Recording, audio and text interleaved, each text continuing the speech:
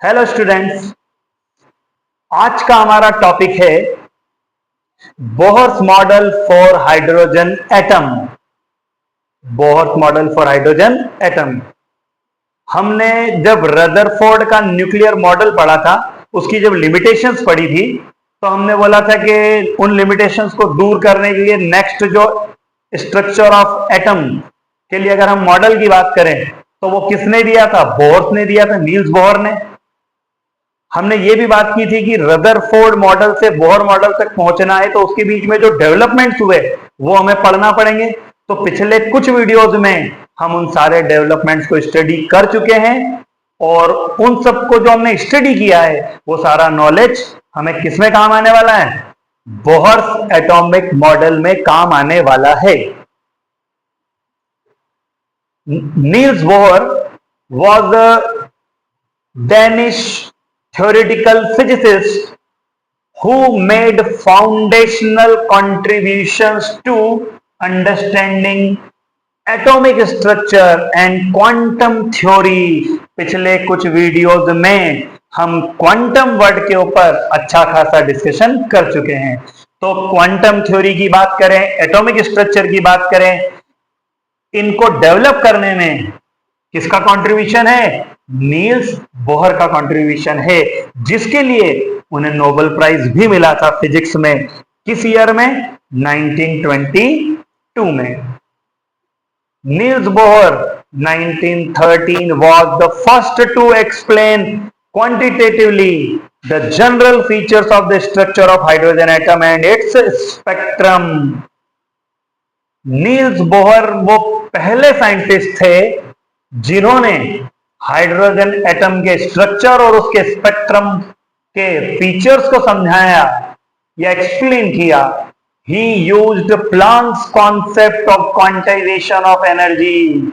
जब हमने रदरफोर्ड का न्यूक्लियर मॉडल पढ़ा था तब हमारे पास प्लांक का जो प्रिंसिपल है, प्लांक्स का जो कॉन्सेप्ट है, वो हमारे पास नहीं था।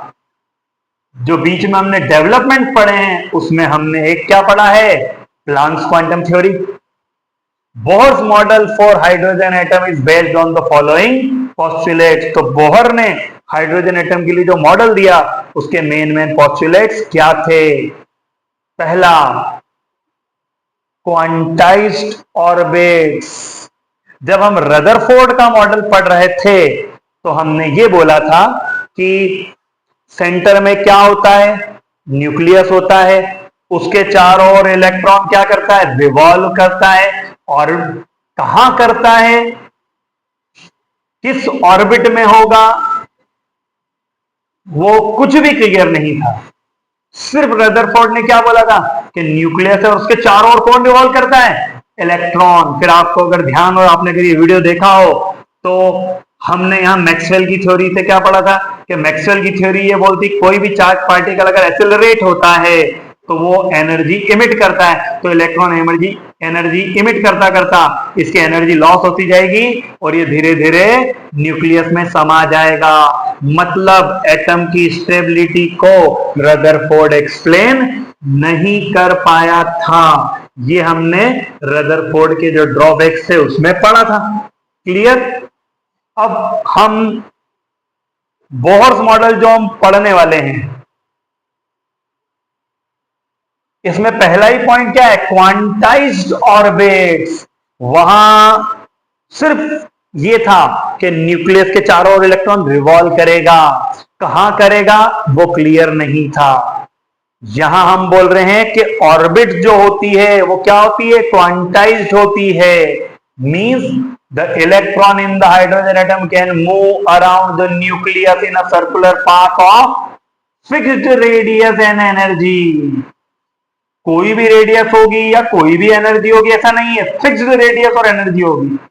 These paths are called, वो जो सर्कुलर पाथ होंगे जिनकी रेडियस भी फिक्स होगी, एनर्जी भी फिक्स होगी, उनको बोहर ने क्या बोला? ऑर्बिट्स और शेल्स। स्टेशनरी स्टेट भी बोल सकते हैं या अलाउड एनर्जी स्टेट भी बोल सकते हैं। बहुत सारे नाम है किसके?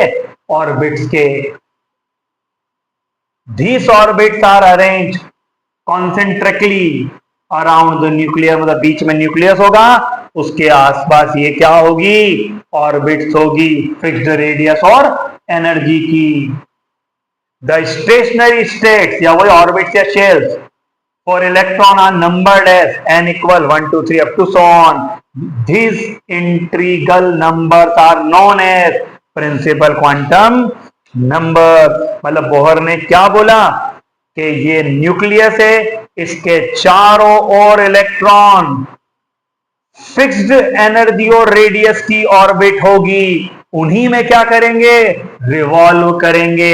मतलब ये n इक्वल 1 पहली ऑर्बिट, n इक्वल 2 दूसरी ऑर्बिट, मतलब इन दोनों के बीच कोई ऑर्बिट नहीं होगी, या तो इलेक्ट्रॉन पहली ऑर्बिट में होगा, दूसरी में, तीसरी में, चौथी में, पांचवें। मतलब यहां हम किस प्रिंसिपल को लगा रहे हैं या किस वर्ड को यूज करने वाले, क्वांटाइजेशन, जो हम पिछले कुछ वीडियो में क्या कर चुके हैं, क्लियर कर चुके हैं।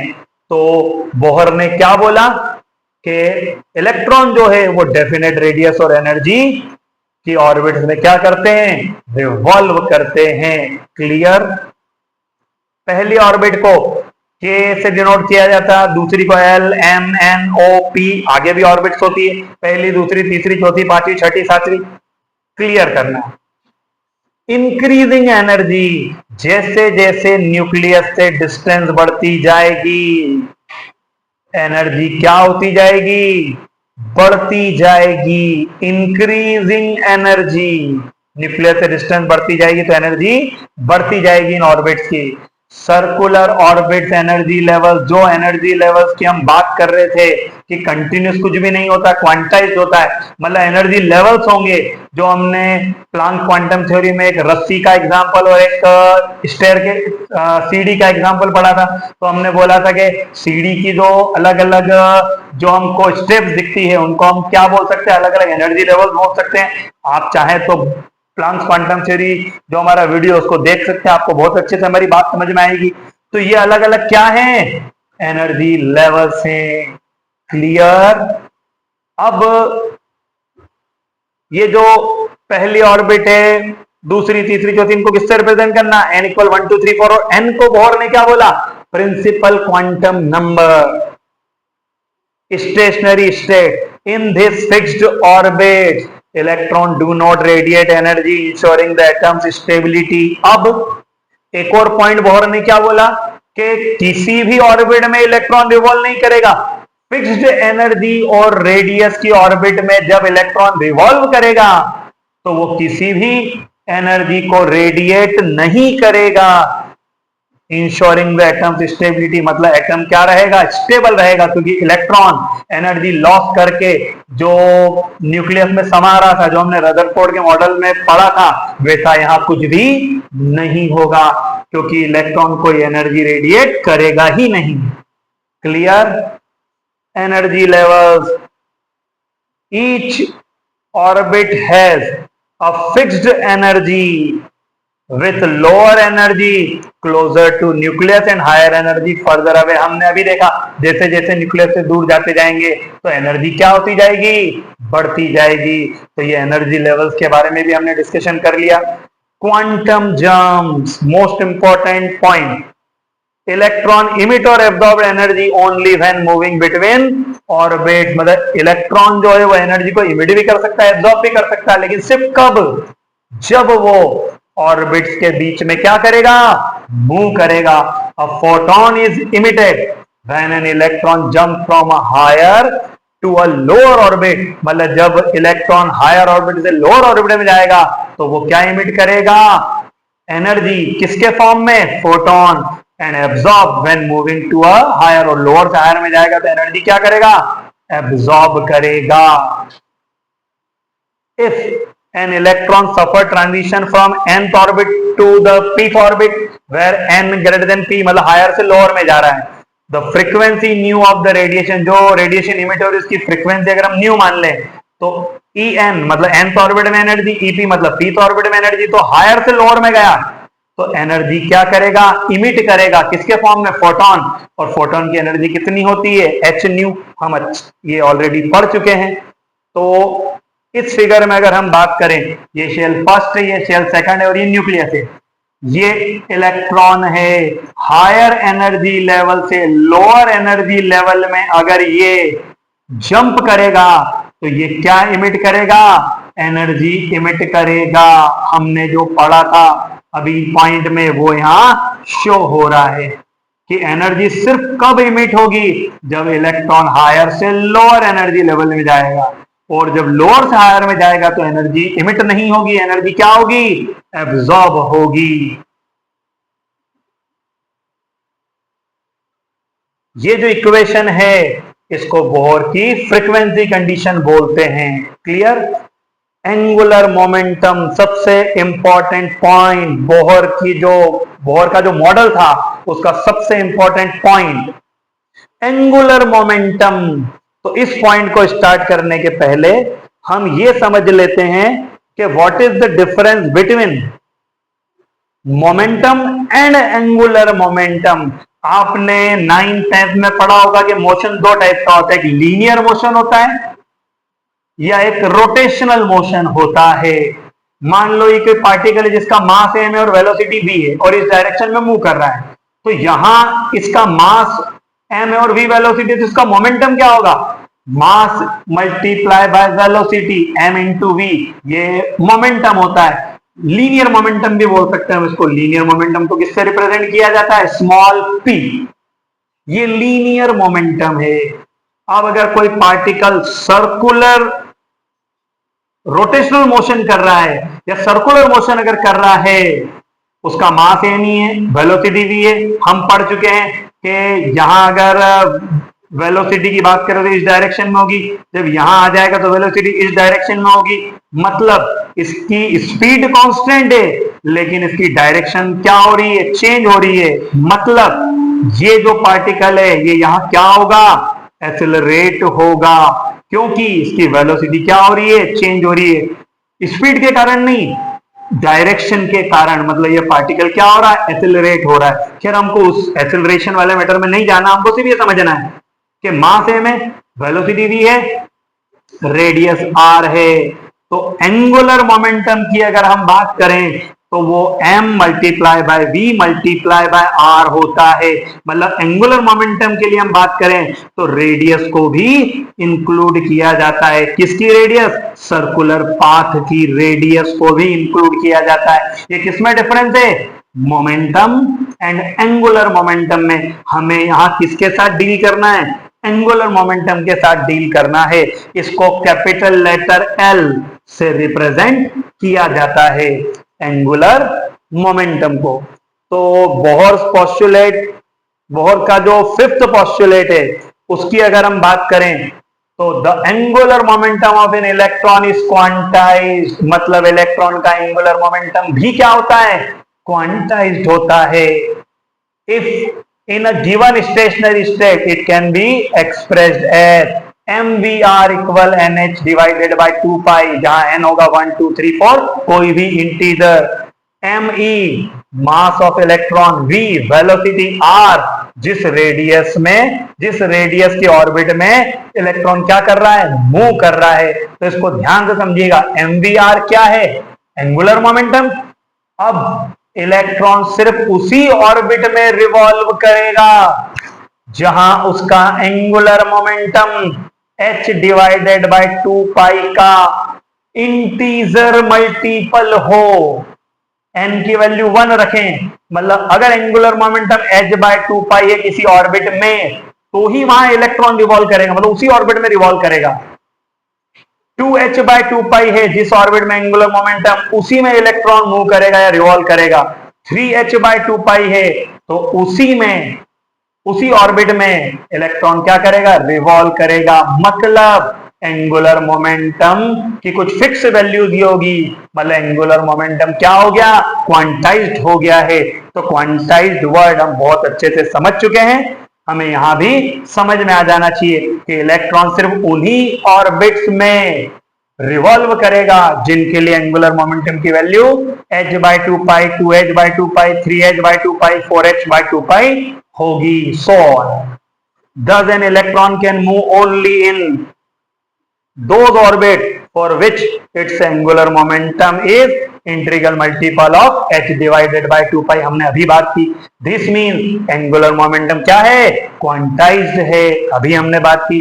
रेडिएशन इज इमिटेड और absorb only when transition of electron take place from one quantized value of angular momentum to another. मतलब ट्रांजिशन, रेडिएशन का इमिशन या एब्जॉर्प्शन सिर्फ तभी होगा जब इलेक्ट्रॉन का ट्रांजिशन किससे, एक एंगुलर मोमेंटम की क्वांटाइज्ड वैल्यू से दूसरे एंगुलर मोमेंटम की क्वांटाइज्ड वैल्यू में हो। Therefore, Maxwell electromagnetic theory does not apply here. That is why only certain fixed orbits are allowed. Maxwell की इलेक्ट्रोमैग्नेटिक थ्योरी क्या बोलती है कि कोई भी चार्ज पार्टिकल अगर रिवॉल्व करता है तो एनर्जी रेडिएट करता है, तो यहां ऐसा नहीं है, क्योंकि कोई भी ऑर्बिट नहीं है, सिर्फ कुछ सर्टन ऑर्बिट्स ही ली गई है। किसके द्वारा, बोहर के द्वारा। मतलब बोहर ने एक बहुत बड़ा मॉडिफिकेशन किया है, किसमें, रदरफोर्ड के न्यूक्लियर मॉडल में। Significance and limitations, success, the model successfully explain the stability of atom. जो कौन एक्सप्लेन नहीं कर पाया था, रदरफोर्ड का मॉडल और लाइन स्पेक्ट्रम ऑफ हाइड्रोजन। मतलब बोहर का जो मॉडल है वो स्टेबिलिटी ऑफ एटम और हाइड्रोजन के स्पेक्ट्रम को एक्सप्लेन कर पाया। Limitations, Bohr theory can also be applied to the ions containing only one electron. Hydrogen में एक इलेक्ट्रॉन होता है, उसी तरीके से हीलियम He+, इसमें भी एक इलेक्ट्रॉन होगा। Li2+, इसमें भी एक ही इलेक्ट्रॉन होगा। लिथियम का एटॉमिक नंबर 3 है, लेकिन 2+, 2 इलेक्ट्रॉन निकल गए, मतलब Li2+ में एक ही इलेक्ट्रॉन होता है। Be3+ में भी एक ही इलेक्ट्रॉन होता है। मतलब एक इलेक्ट्रॉन जिस एटम या आयन में है उसे तो बोहर का एटॉमिक मॉडल एक्सप्लेन कर पाया, लेकिन it fails to accurately predict the spectra of larger multi electron atom and does not explain. Bohr model क्या एक्सप्लेन नहीं कर पाया, जो लाइन स्पेक्ट्रा है किसके लिए, मल्टी इलेक्ट्रॉन एटम के लिए, वो एक्सप्लेन नहीं कर पाया। और सबसे इंपॉर्टेंट पॉइंट जो हमने लाइन स्पेक्ट्रा पिछले कुछ वीडियोस में पढ़ा है, होता क्या है कि जो लाइन स्पेक्ट्रा में जो स्पेक्ट्रल लाइंस आती है वो अगर मैग्नेटिक फील्ड में रखी जाए, जीमन इफेक्ट में जो होता है, या फिर इलेक्ट्रिक फील्ड में अगर रखी जाए, स्टार इफेक्ट में जो होता है, तो ये लाइन एक से ज्यादा लाइन में क्या हो जाती है, स्प्लिट हो जाती है। ये बोहर का एटॉमिक मॉडल एक्सप्लेन नहीं कर पाया। मैं आपको इन शॉर्ट बताऊंगा कि ये Peter Zeeman, no magnetic field, magnetic field, ये ट्रांजिशन है। यहां अगर मैग्नेटिक फील्ड नहीं है तो ये एक स्पेक्ट्रल लाइन है ये, लेकिन मैग्नेटिक फील्ड की प्रेजेंस में एक लाइन एक से ज्यादा में स्प्लिट हो गई। इस कॉन्सेप्ट को बोहर का एटॉमिक मॉडल एक्सप्लेन नहीं कर पाया, ये मैग्नेटिक फील्ड की प्रेजेंस में। अब ये एनर्जी, ये एक लाइन है, यहां इलेक्ट्रिक फील्ड की बात होगी, ये स्टार इफेक्ट है कि ये एक लाइन जो है एक से ज्यादा लाइंस में स्प्लिट हो जाती है। ये कब होती है, in presence of electric field. तो ये कुछ जो कॉन्सेप्ट है, जीमन इफेक्ट और स्टार इफेक्ट, ये बोहर का एटॉमिक मॉडल एक्सप्लेन नहीं कर पाया। इसको किसने एक्सप्लेन किया, quantum mechanical model of atom ने। लेकिन फिर हम अगर quantum mechanical model of atom तक पहुंचना चाहते हैं तो उसके बीच में कुछ 2 या 3 टॉपिक हमें और पढ़ना है। एक तो हमें डी ब्रॉगली हाइपोथेसिस पढ़ना है और एक हाइजेनबर्ग अनसर्टेनिटी प्रिंसिपल पढ़ना है। वो दोनों जब हम पढ़ पाएंगे, उन दोनों को समझ पाएंगे, तो हम finally quantum mechanical model of atom को अच्छे से समझ पाएंगे। थैंक यू, मिलते हैं अगले वीडियो में।